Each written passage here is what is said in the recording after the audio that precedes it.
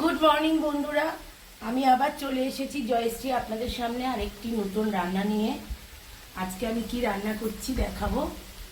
দেখুন, রান্না চাপানো হয়ে গেছে। আজকের আমি করছি কাজবাড়ির মতন পুঁই শাকের তরকারি।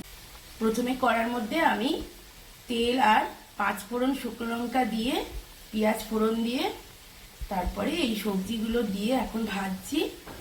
মশলা দিয়েছি, এর মধ্যে নুন, হলুদ, জিরে গুঁড়ো, লঙ্কার গুঁড়ো আর চিনি দিয়ে এইগুলোকে ভাজছি।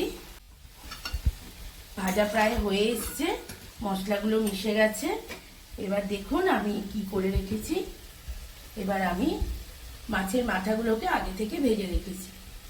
এই মাছের মাথাগুলো এর মধ্যে দিয়ে দেব। মাছের মাথা অনেকগুলো, একটা বড় গোটা মাছের মাথা। এবার আমি এর মধ্যে দিয়ে দেব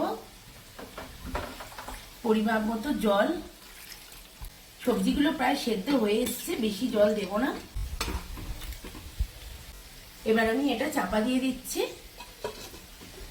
হোক আস্তে আস্তে।